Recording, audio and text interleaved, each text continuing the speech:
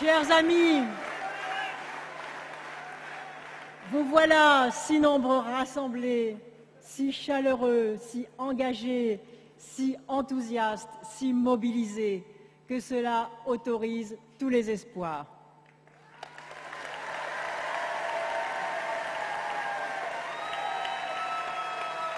Merci d'abord à toi, Laurent, de m'avoir invité à partager ce moment extraordinaire de ferveur populaire sur ton territoire où tu fais de si grandes choses et depuis si longtemps.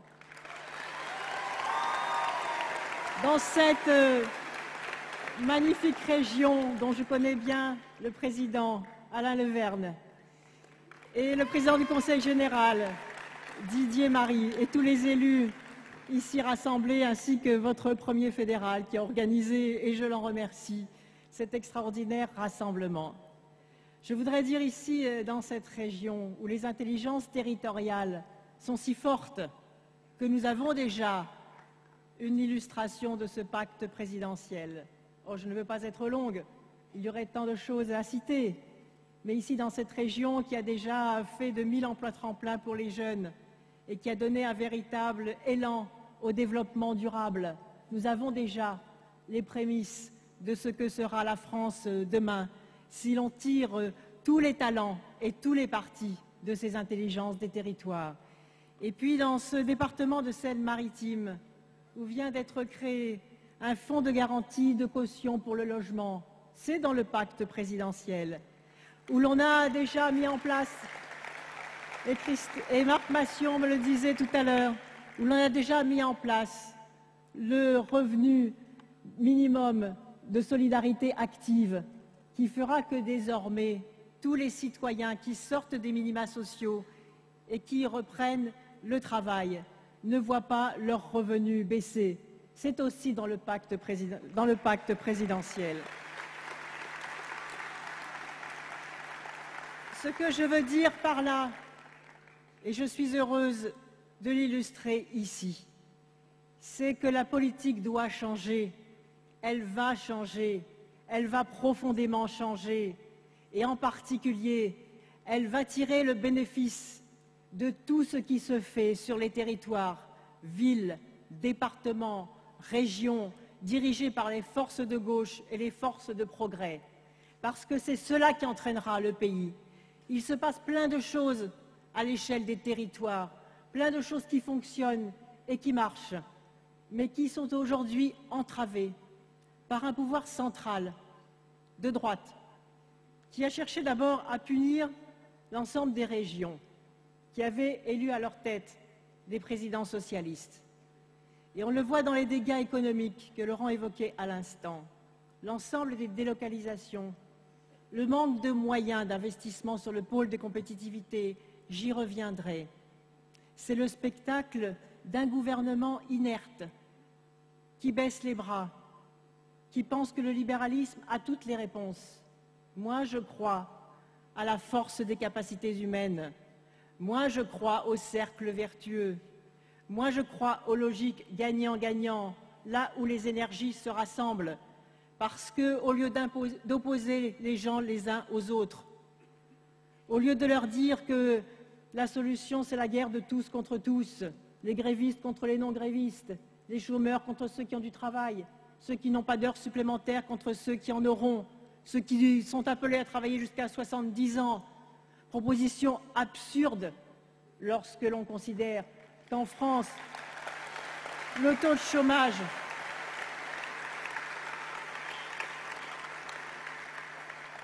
chômage des plus de 50 ans est l'un des plus élevés d'Europe, de même que le taux de chômage des jeunes est l'un des plus élevés d'Europe. Et c'est pourquoi le défi que nous devons relever, c'est d'abord un défi de lutte contre toutes les formes de gaspillage, et en premier lieu contre les gaspillages humains, tout simplement. Alors bien sûr, la France doit travailler plus, mais dans quel sens? La France doit travailler plus en donnant d'abord du travail à tous, et la France doit travailler plus à tous ceux qui n'ont pas de travail et qui veulent travailler plus tout simplement en trouvant du travail. à tous ceux qui sont au chômage partiel et qui veulent travailler plus, tout simplement en trouvant du travail à temps complet, à tous ceux qui sont en travail précaire et qui veulent tout simplement travailler plus et travailler mieux en ayant des contrats stables et sécurisés. Bien sûr, la France veut travailler plus, mais elle veut aussi davantage de justice dans la répartition des fruits de la croissance et des bénéfices. Et je le dis ici, nous réaliserons ce que la gauche a bien souvent promis, mais jamais vraiment totalement réalisé. Faire en sorte que sur l'orientation de la fiscalité, des prélèvements sociaux et de l'utilisation des fonds publics, une bonne fois pour toutes, que le travail soit moins taxé que le capital. C'est comme cela que nous revaloriserons le travail et certainement pas en augmentant toutes les formes de précarité.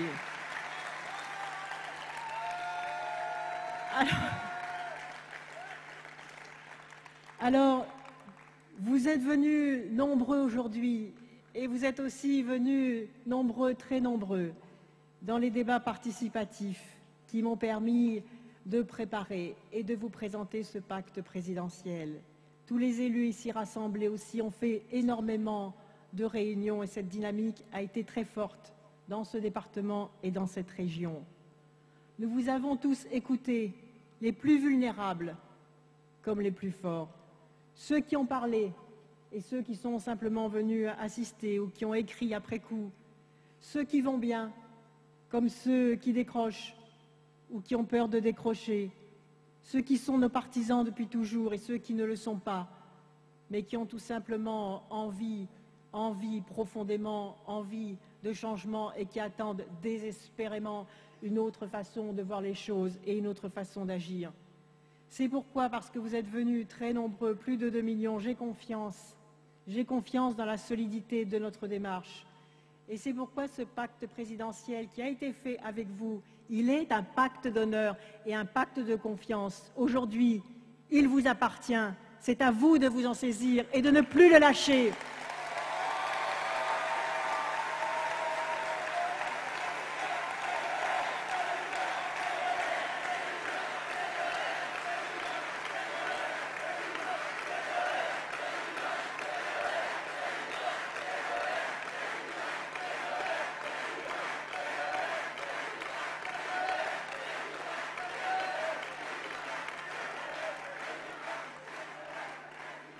Alors, j'ai bien entendu les objections.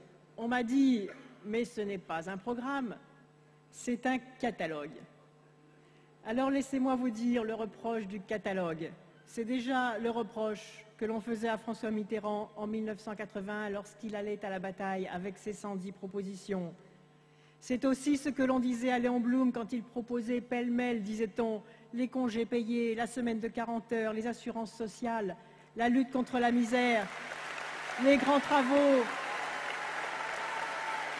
pour relancer l'emploi et même la résistance au fascisme qui montait. Même chose, il a gagné. Et aujourd'hui, c'est une autre belle et grande page de notre histoire et dans cette tradition que je m'inscris avec l'œuvre de tous les gouvernements socialistes qui se sont inscrits depuis lors et qui ont fait une œuvre réformatrice dont nous sommes fiers et au gouvernement auquel nous avons, Laurent, toi et moi, participé, celui de Lionel Jospin et celui avant de François Mitterrand et de Pierre Bérégovoy. Non, il ne s'agit pas d'un catalogue, car lorsque l'on propose un projet et une vision de la France qui prend à bras-le-corps la crise des banlieues, la crise économique, la crise sociale, la crise éducative, la crise morale qui ronge la France aujourd'hui, la crise écologique, ce n'est pas un catalogue, c'est une vision pour remettre la France debout et la France va se relever avec votre voix et avec votre énergie.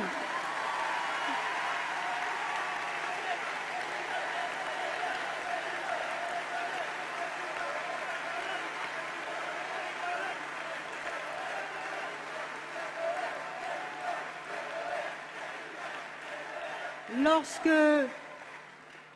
je vous propose, en appui sur ce que vous avez dit, un nouveau pacte avec les jeunes, d'où qu'ils viennent, en leur disant que moi, je ne vois pas en eux d'abord un problème, où chaque fois que je vois le mot jeune, je ne pense pas à délinquance.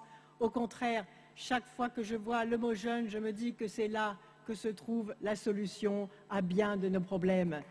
Et c'est ce nouveau pacte que je veux construire.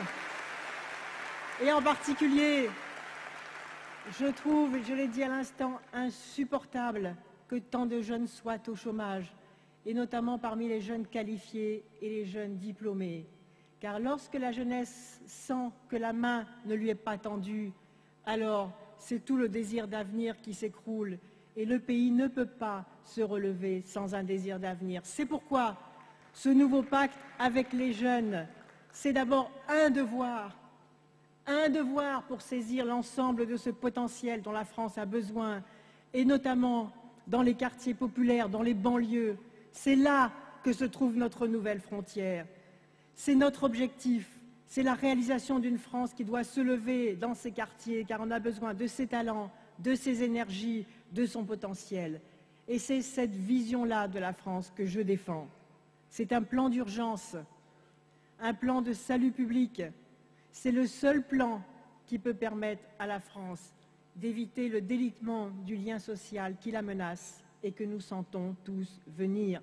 Et rassembler dans un même projet les territoires ruraux qui aujourd'hui aussi ont un formidable potentiel qui ne demande qu'à renaître, et les territoires urbains où se trouvent tant de talents gaspillés, comme je le disais à l'instant. C'est remettre en mouvement ce lien social et la cohérence de ce projet. On le voit bien, c'est que l'État central donne les moyens aux collectivités territoriales, communautés urbaines, départements, régions, pour qu'ils œuvrent à l'avant-garde de ces actions. Je crois que cette réforme en profondeur de l'État, de la façon dont il fonctionne, non pas en rabattant sur sa capacité d'action et sur sa puissance et sur son pouvoir et sur ses compétences régaliennes, mais au contraire en faisant confiance à la proximité des actions, à leur efficacité, en traçant des cadres, mais en transférant les moyens de faire. C'est comme cela que nous ferons les économies, oui, les économies que les Français attendent dans la dépense des fonds publics pour qu'un euro dépensé soit un euro utile. Mais c'est là aussi que se trouvent, j'en suis convaincue, les ressorts d'une efficacité nouvelle qui relancera la machine économique dont nous avons besoin pour créer des emplois.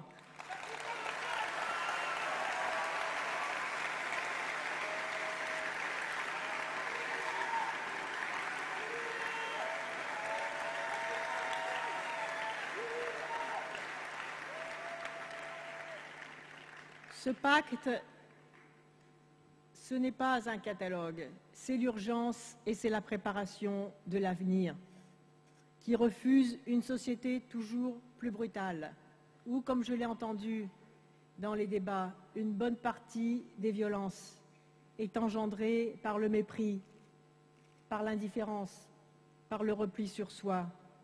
Je ne veux plus qu'on entende parler sur le territoire de la République, une laïque et indivisible, de discrimination positive, tout simplement parce que la République doit construire l'égalité réelle. Je ne veux plus que l'on entende parler pour les jeunes Français de première, de deuxième, de troisième génération, alors qu'on ne le fait jamais pour les jeunes issus des pays européens. Nous sommes tous ensemble dans la République qui nous rassemble.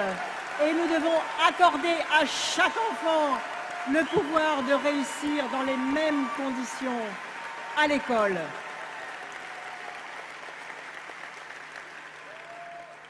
Ce que je propose, c'est tout simplement, et c'est énorme dans le contexte actuel, une France forte parce qu'elle sera juste.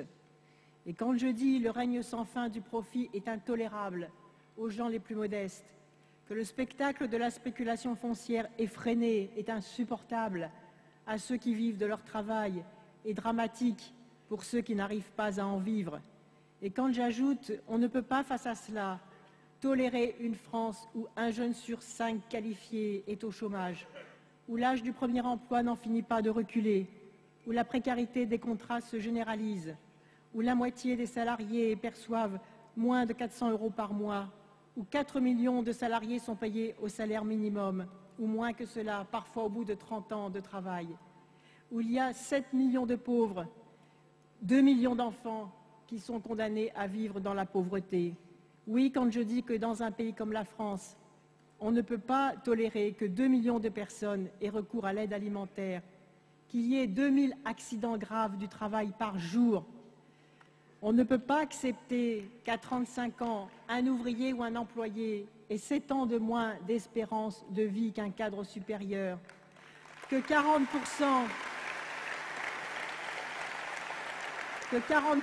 des salariés soient exposés à des produits chimiques sur leur lieu de travail. Quand je dis « je ne veux pas d'une France où les femmes sont les premières victimes des bas salaires, des petites pensions et où l'écart de salaire avec les hommes à qualification égale est encore de près de 30%, alors je dis que le pacte social est rompu. Et le pacte présidentiel, c'est d'abord cela, c'est répondre à ces colères et c'est déboucher sur des engagements précis qui permettront à la France de se relever. Alors il y a eu le débat sur le chiffrage. Mais comment ne pas voir le chiffrage que la droite nous laisse? Une dette publique insoutenable, les intérêts de cette dette qui sont générés et qui représentent à eux seuls la deuxième dépense du budget de la nation, le déficit des comptes sociaux, j'en ai parlé, notre commerce extérieur déficitaire de 30 milliards d'euros, c'est-à-dire l'équivalent d'1 million d'emplois perdus. Voilà leur chiffrage. Et il nous appartiendra de réparer ce qu'ils ont détruit. À travers vous,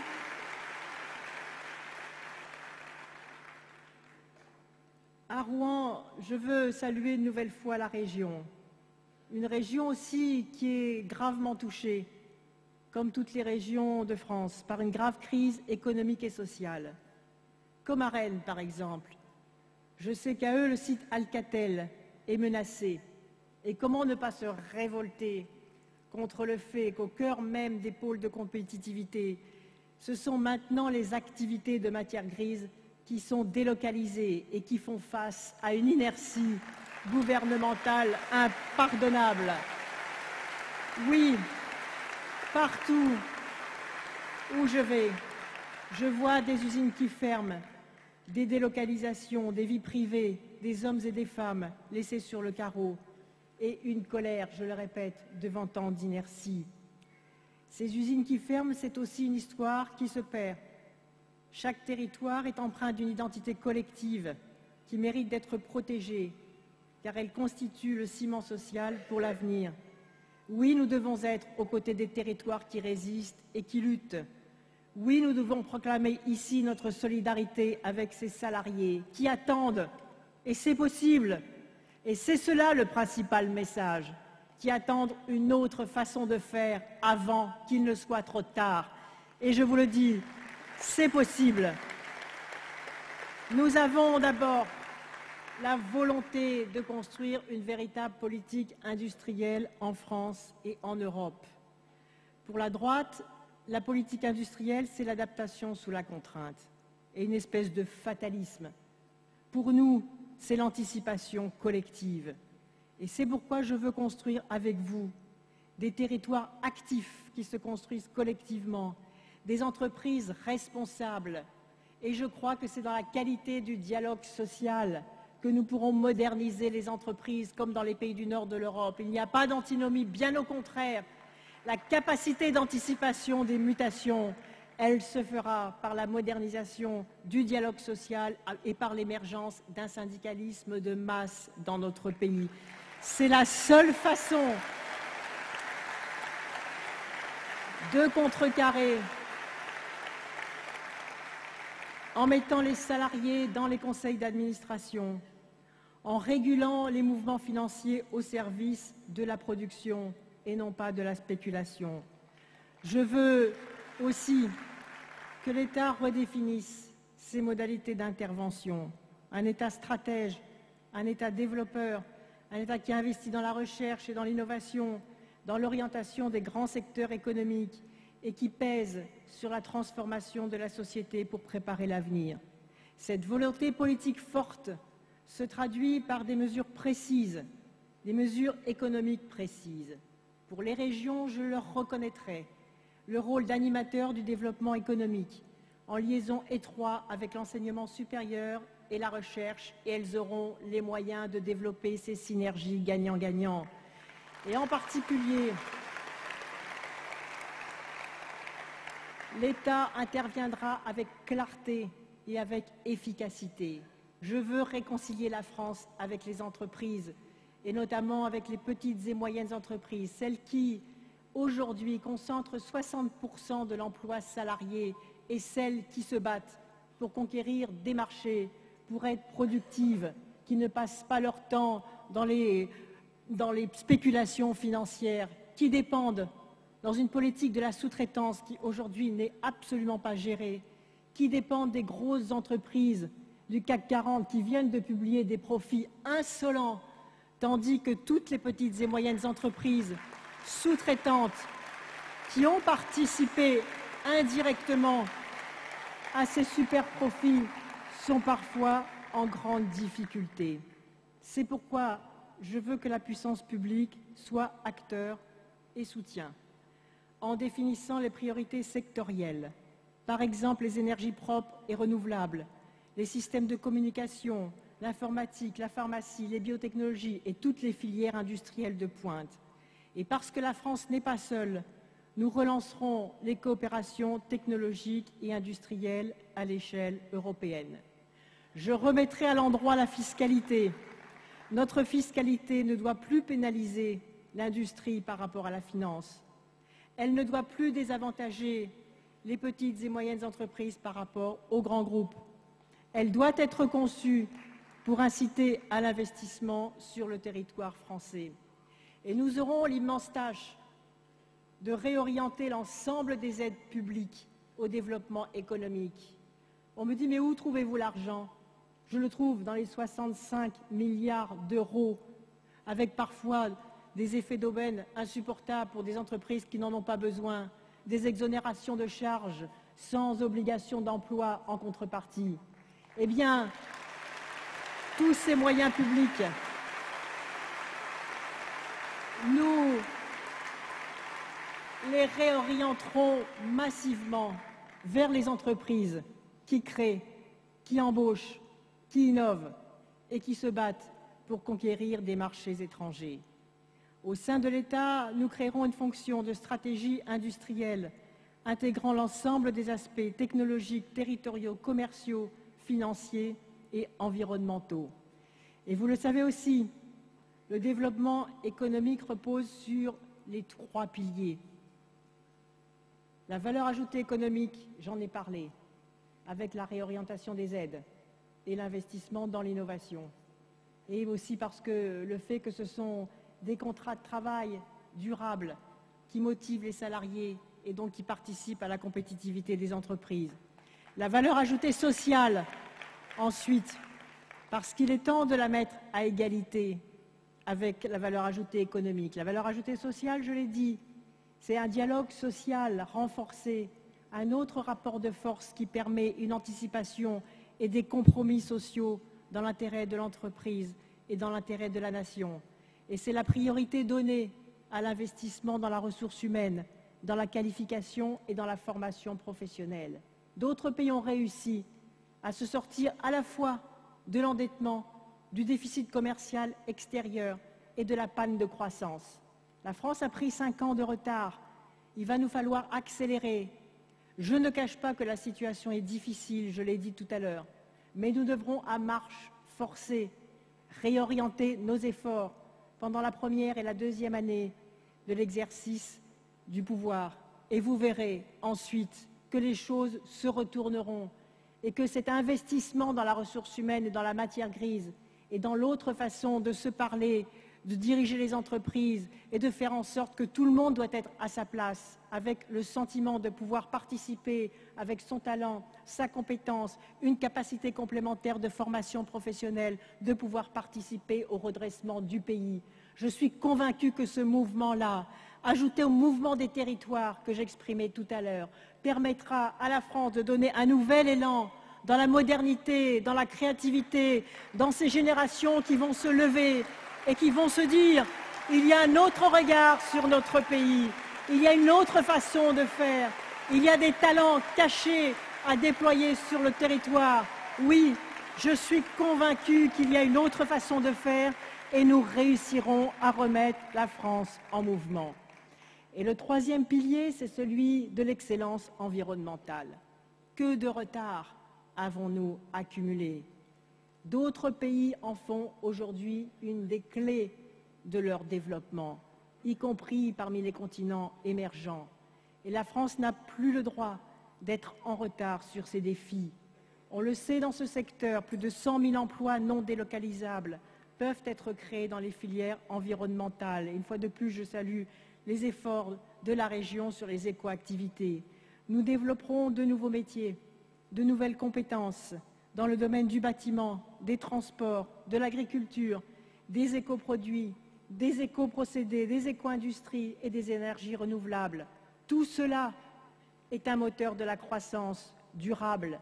Tout cela permet aussi de donner de nouveaux débouchés à notre agriculture tout en respectant l'environnement. Ce que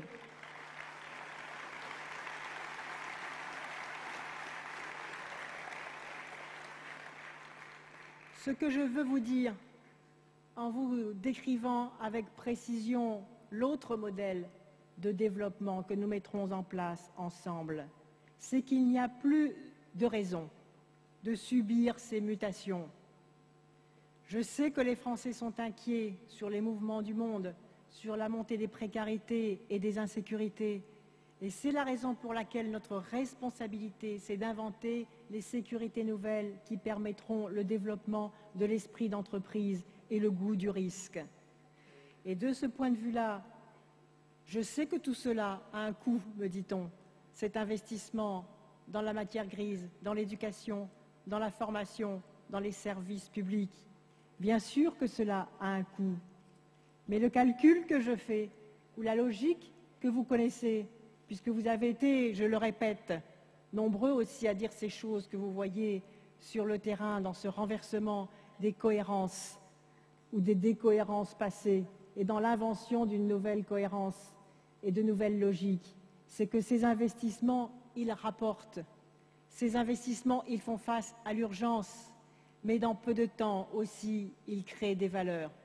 C'est cela le pari que je fais.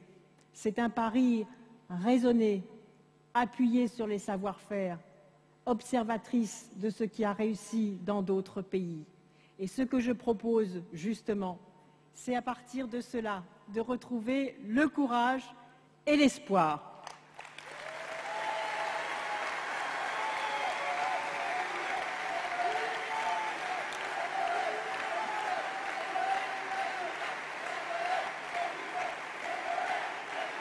Mes amis,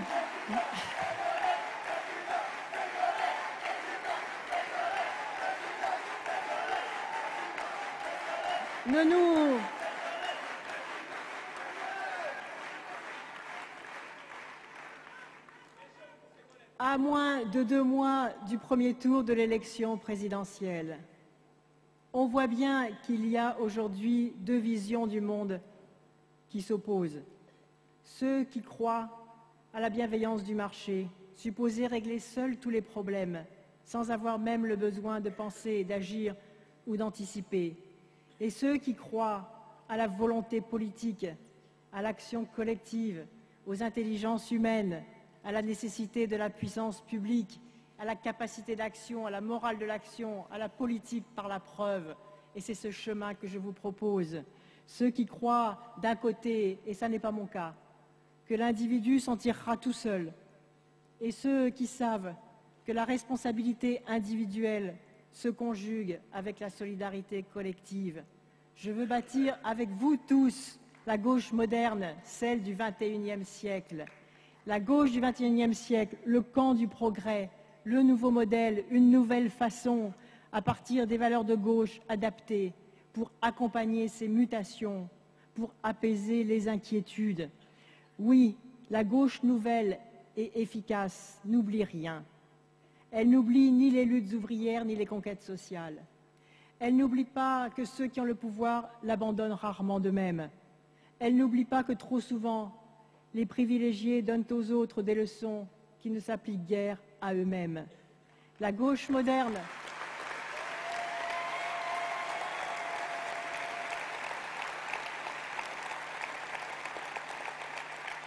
La gauche nouvelle, moderne et efficace ne renonce pas. Elle ne renonce pas à l'espérance du progrès social. Elle ne renonce pas à l'égalité réelle. Elle n'en rabat pas sur la laïcité et sur les services publics. Elle n'oublie pas de parler de la France et de la nation. Au contraire, elle sait que le combat est permanent et qu'il n'a jamais été aussi difficile contre les forces conservatrices qui se liguent à l'échelle de la planète. Mais la gauche efficace a aussi les yeux ouverts sur la réalité. Elle sait que, faute d'être confrontée au réel, les idées se transforment en dogmes. Elle ne confond pas, comme le disait François Mitterrand, la conviction avec le sectarisme. Elle cherche obstinément la mise en mouvement de toute la société. Elle mobilise l'effort de chacun à condition de donner à chacun une égalité d'accès au savoir et à la réussite. Elle est prête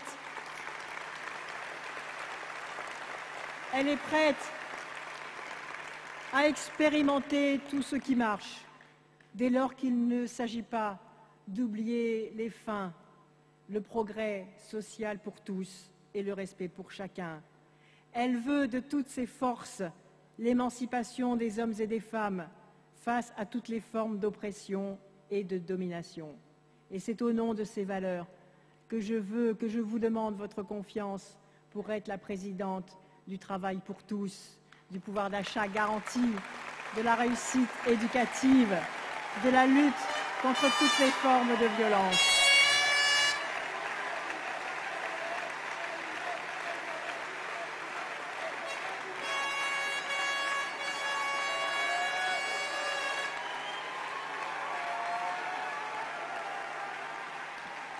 Voilà pourquoi, parce qu'il y a cette aspiration à plus de justice et à davantage d'efficacité, nous supprimerons le CNE pour faire du contrat à durée indéterminée la règle.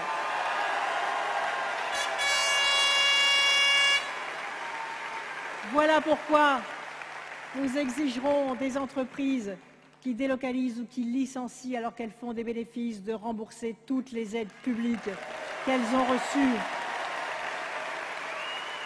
Voilà pourquoi nous créerons le droit au premier emploi pour les jeunes, pour qu'un jeune qualifié ou diplômé ne reste pas au chômage et toutes les imaginations seront mobilisées pendant plus de 6 mois.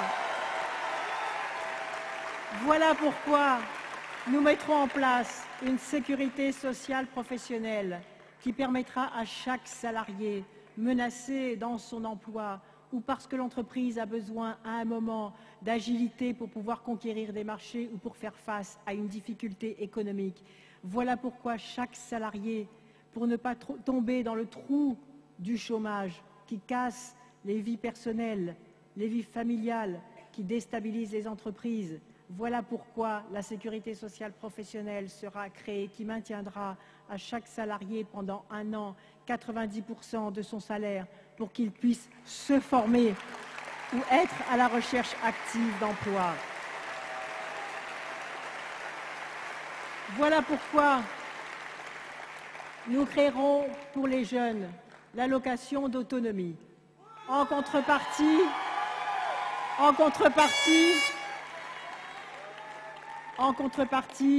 d'un effort, celui de se former. Vous pouvez applaudir aussi.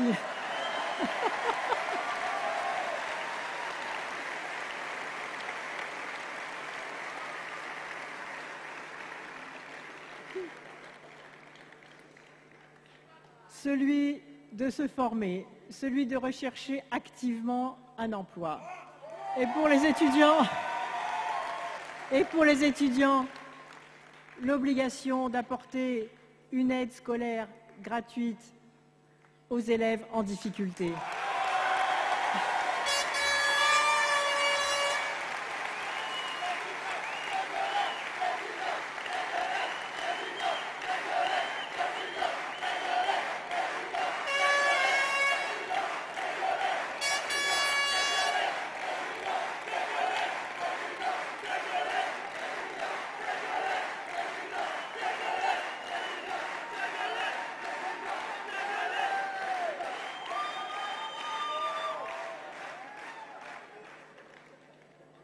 Mais ce que je propose, vous l'aurez compris, ce n'est pas une société de l'assistanat.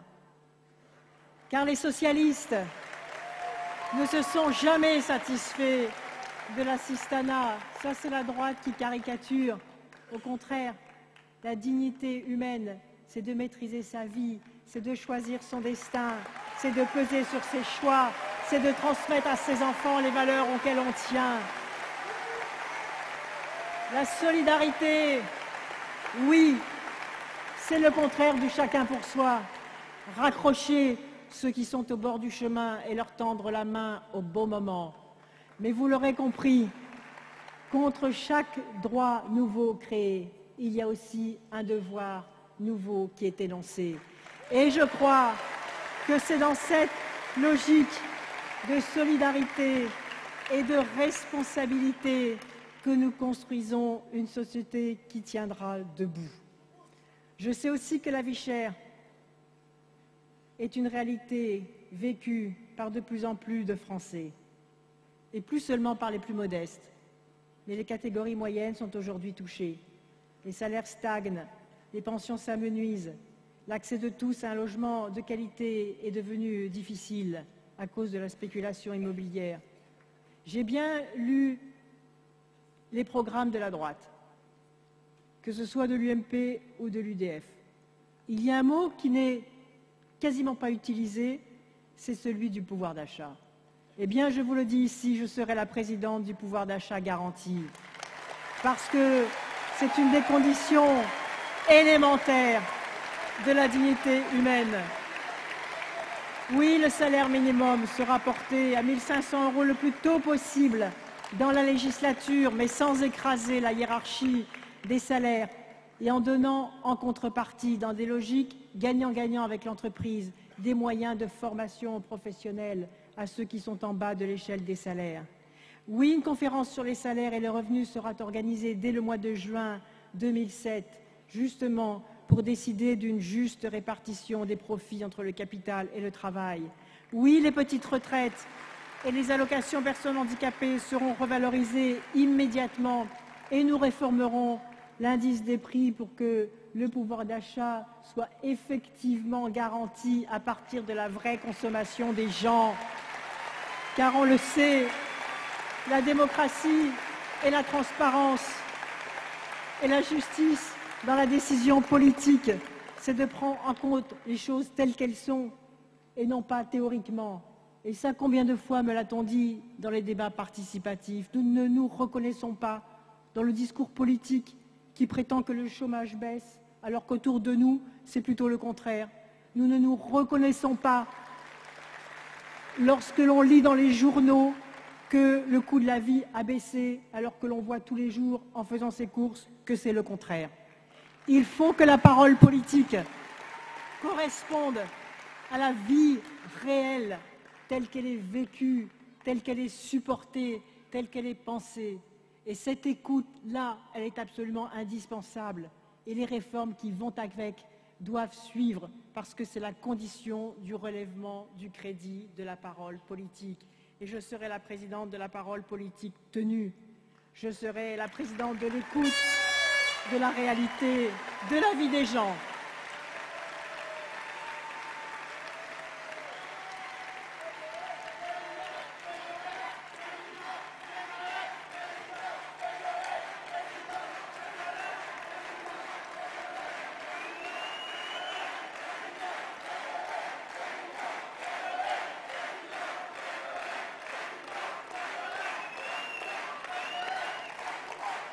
Et puis, pour relever la France, nous avons besoin de l'Europe.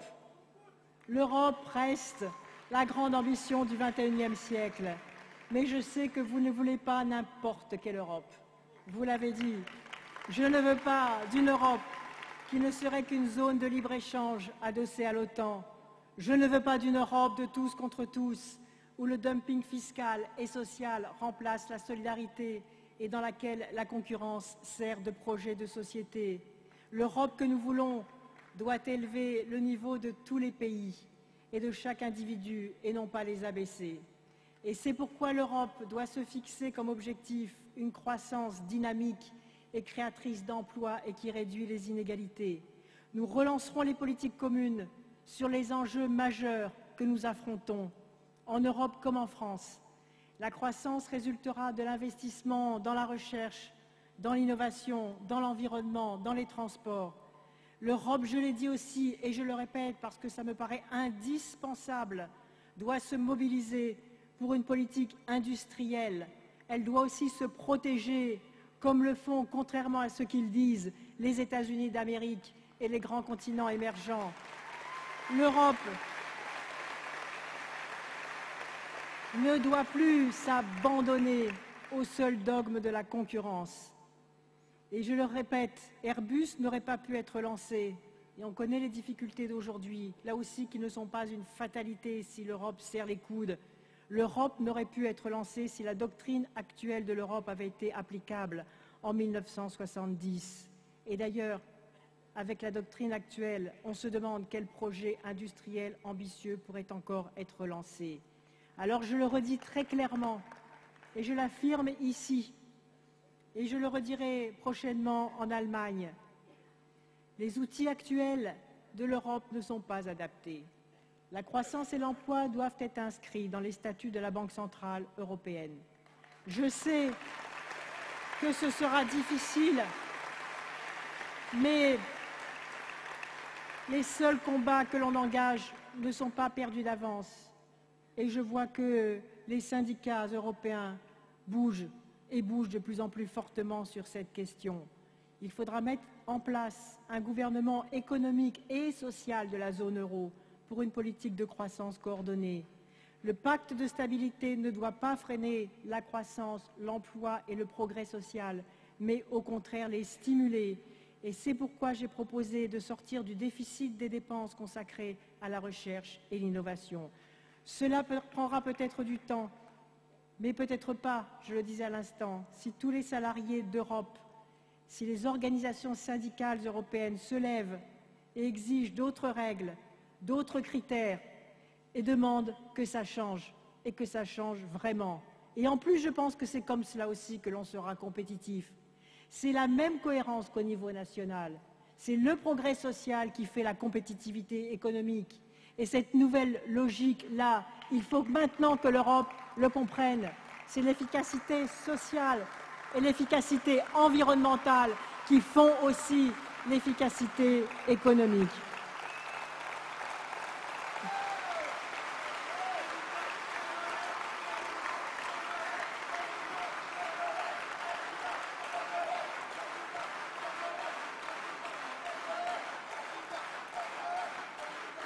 Oui, l'Europe doit se protéger et nous protéger. Elle fera reconnaître le respect des normes sociales et environnementales pour une juste concurrence.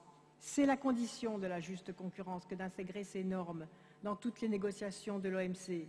Et la concurrence déloyale est encore plus insupportable à l'intérieur de l'Europe. Je proposerai l'instauration de taux planchers en matière d'impôts sur les sociétés pour freiner les délocalisations fiscales à l'intérieur même de l'espace européen.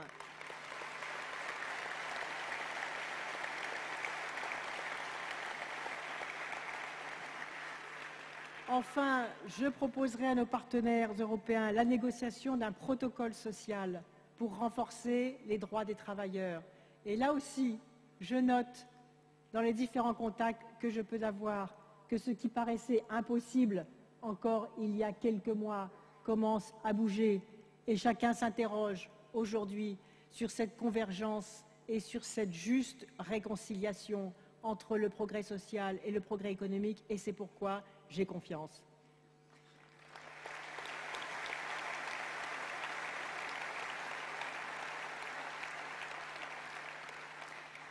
J'ai confiance dans la confrontation des visions et dans la défense de ce pacte présidentiel que je propose aux Français et qui est le vôtre.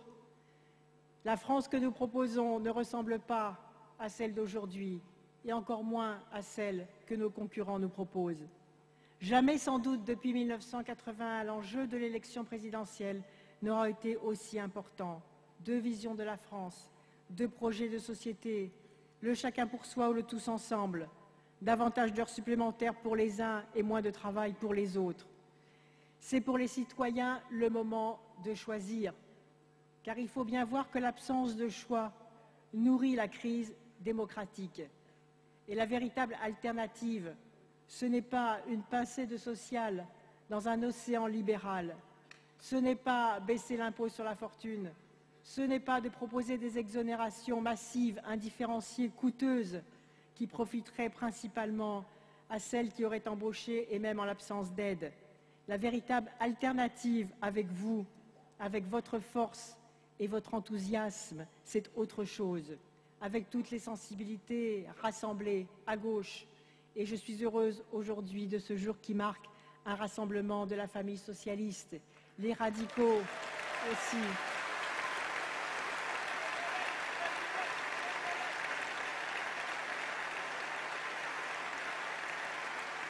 Je salue aussi nos amis radicaux et le mouvement des citoyens, parce que nous avons l'ambition de rassembler bien au-delà. Toute la gauche, bien sûr, mais bien au-delà. Tous ceux qui veulent simplement que ça change. Tous ceux qui pensent que l'on peut faire autrement. Tous ceux qui veulent que la France se relève. Tous ceux qui estiment que les inégalités nous ruinent et font aller la France à sa perte. Oui, je suis allée, grâce à ce travail et à cette écoute, je sais que le pacte présidentiel est solide. Je suis fière, je vous le répète, et c'est pourquoi je me sens solide et sereine, parce que j'ai construit avec vous les fondations de la Maison France. Je suis fière d'avoir renoué le temps de son élaboration avec cette tradition française qui est celle des cahiers de doléances et que j'ai appelé les cahiers de l'espérance.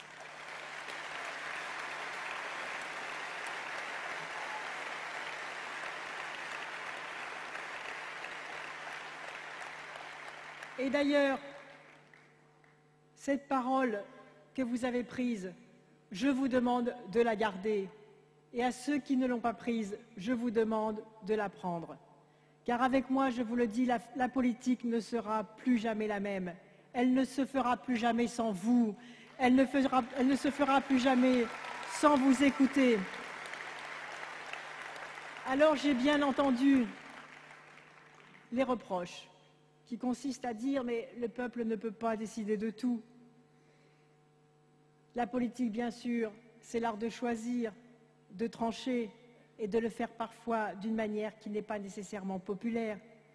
Cela ne veut pas dire non plus que j'ai oublié que l'un des premiers gestes de François Mitterrand, l'un des plus beaux, l'un des plus grands, l'un des vrais actes qui donnent à la politique sa noblesse, fut l'abolition de la peine de mort, à laquelle il savait qu'une majorité de Français n'était pas favorable.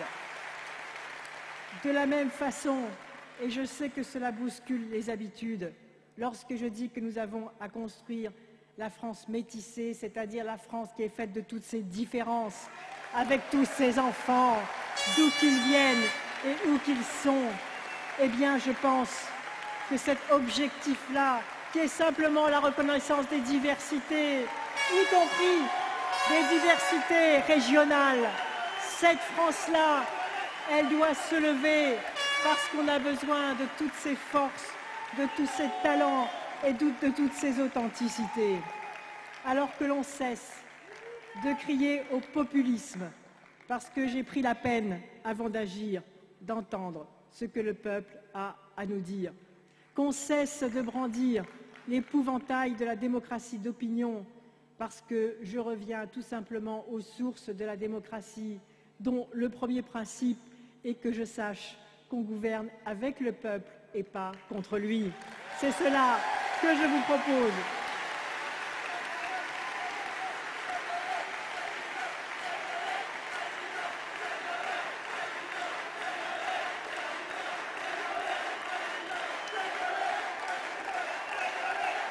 Et d'ailleurs,